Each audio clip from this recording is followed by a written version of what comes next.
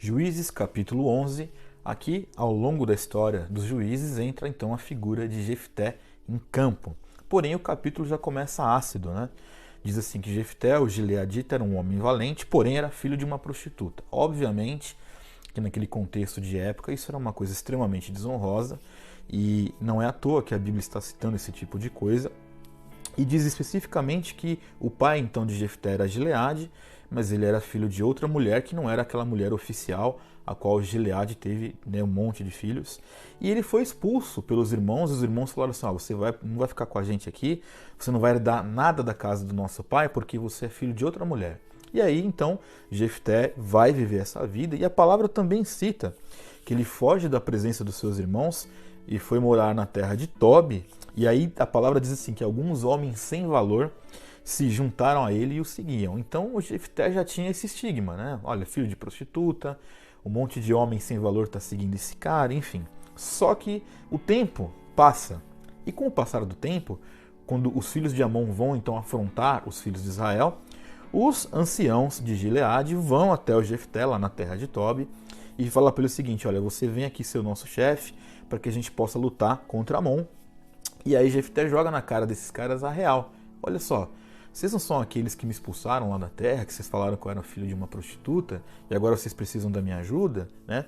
E os anciãos fizeram ali aquele papel: olha, falamos, mas estamos aqui para pedir tua ajuda para vencer aqueles caras, e se vamos vencer aqui os filhos de Amon, você vai ser o nosso chefe, você vai reinar sobre nós, né? Não no sentido de rei mesmo, mas você vai comandar a gente. E Jefté coloca isso então: bom, então vocês vão fazer isso, isso, isso. E eles respondem: diante do Senhor que está aqui como testemunha, é assim que nós vamos fazer quando vencermos esses filhos de Amon. Na sequência deste capítulo, você vai ver algumas discussões que são diplomáticas entre os mensageiros de Jefté para os outros reis. Você vai ver, por exemplo, que o povo de Israel estava sendo acusado de tomar aquela terra ilegalmente, e aí Jefté ele vai num discurso impressionante, falando o seguinte: olha, nós não tomamos terra de ninguém, quem deu essa terra para nós foi o nosso Deus.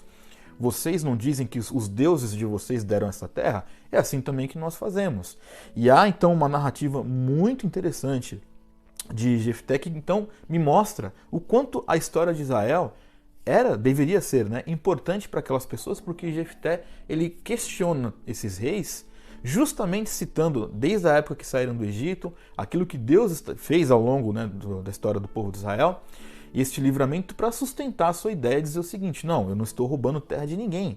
Esta terra que eu quero passar, essa terra que ela é nossa, porque foi Deus que nos deu diante de todos esses fatos históricos, fatos que eram notórios e sabidos por todos naquela época. Então é muito interessante quando você vê ali do versículo 12 ao versículo 28, você vai ver que os mensageiros iam, levavam suas informações, os reis respondiam, Jefté pedia para mandar de novo outra mensagem e ficava essa discussão sobre a legitimidade daquele território. E aí, o resumo dessas discussões aí diplomáticas vai no versículo 28. Os reis dos filhos de Amon não deram ouvidos às mensagens que Jefté havia mandado. E aí a narrativa vai para uma outra vertente. A partir daí, então, a palavra de Deus diz que o Espírito do Senhor vai sobre Jefté, e ele atravessou ali a Gileade, né, em Manassés, passando por dentro do Gileade, ele foi até esses filhos de Amon. E aí ele fez um voto ao Senhor, ou seja, ele vai de encontro a esta guerra, e antes de começar essa guerra, ele diz ao Senhor o seguinte: Senhor, se o Senhor de fato entregar na minha mão esses filhos de Amon, a primeira pessoa que sair da minha casa para se encontrar comigo quando eu estiver voltando vitorioso para casa, esta pessoa eu vou oferecer em holocausto ao Senhor. Foi um voto dele. Repare você, nós não temos na lei cerimonial, na lei de Moisés, por exemplo, nenhum tipo de voto ou nenhum tipo de obrigação que faça com que nós tenhamos que sacrificar alguém, a vida de alguém, algum ser humano, nesse sentido. O que nós vamos ter na lei é o olho por olho, dente por dente daquela época. Se o cara é um assassino, ele era condenado à pena de morte. Mas em holocausto ao Senhor, oferecer a alguém, um ser humano, nós não temos isso, nós não vimos isso. Então aqui trata-se de um voto estritamente pessoal de Jefté. E aí a palavra diz que então Jefté vai contra os filhos de Amon e ele vence esses amonitas, né? Ele consegue ser vitorioso nesta guerra, e tristemente, quando ele está voltando para sua casa vitorioso, segundo o voto que ele tinha feito, quem sai de encontro a ele é a filha dele tocando um tamborim para comemorar, né? Porque era uma festividade. Poxa, meu pai está voltando vitorioso para casa, vamos comemorar. E aí quando Jefté ele vê a filha, ele rasga, né, as suas vestes, porque era um sinal da contrição mais profunda do homem. Porque ele sabia o que ele tinha feito de voto, e justamente a filha dele vai de encontro a ele, ou seja, ele ia oferecer então a filha em holocausto. E é duro porque, assim, quando nós olhamos para este contexto, eu sendo bem franco, já passei por muitas vezes essa discussão com muitas pessoas. Tem gente que diz o seguinte, mas ele fez um voto porque ele quis, então ele podia falar para Deus, Senhor, tenha misericórdia, afinal é minha filha, qual é o sentido que eu vou ter na minha vida de sacrificar minha filha depois de uma vitória tão expressiva, de uma jornada tão vitoriosa.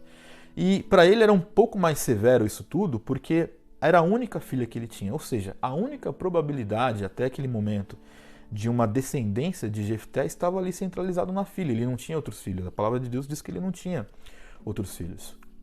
Porém, a postura de Jefté, e aí nós não vamos entrar agora no mérito sobre se o voto que ele fez estava correto ou não, o foco aqui é o seguinte, ele diz o seguinte para ela, olha, você passou a ser agora a causa da minha tristeza, porque eu fiz um voto ao Senhor e eu não vou voltar atrás nesse voto.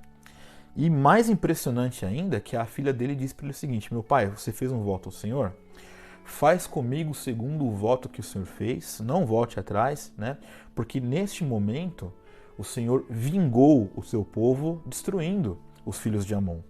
E aí a única coisa que ela pede ao pai é o seguinte, olha pai, eu vou pedir que você me dê 2 meses para que eu vá chorar nos montes da minha virgindade, junto com as minhas companheiras, uma vez que ela não tinha se casado, então ela morreria virgem. E há de fato uma discussão teológica muito grande, né? Um pequeno parênteses aqui nessa reflexão, sobre se ela de fato foi oferecida ao holocausto, se ela foi morta de fato, ou se esse voto compreendeu ela nunca casar com ninguém para não dar fruto, né? A origem, sequência na descendência aqui de Jefté.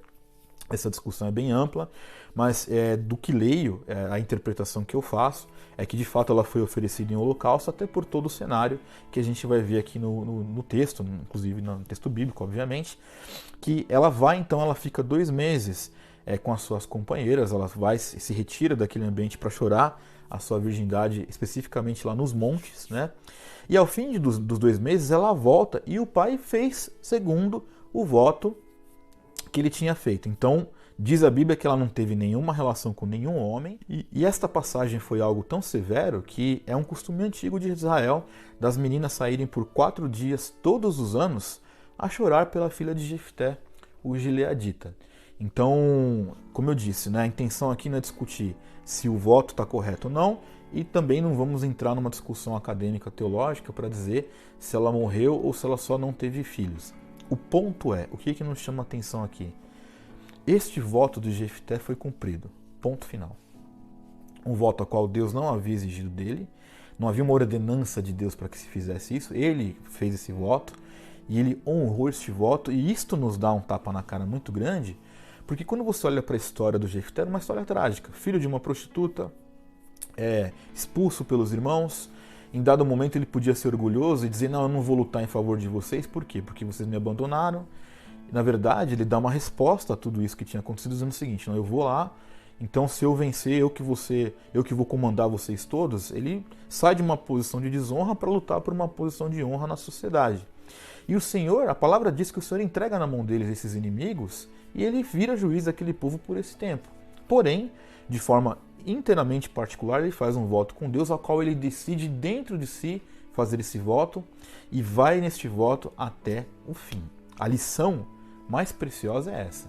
Se nós fizéssemos realmente um voto ao Senhor, eu não estou dizendo um voto desse, né? Vou matar meu filho, não é nada disso. Mas, Senhor, eu faço um voto de evitar pecados que são evitáveis, que os vícios, erros, e eu vou me esforçar, custe o que custar, para que eu possa honrar esse voto que partiu de mim.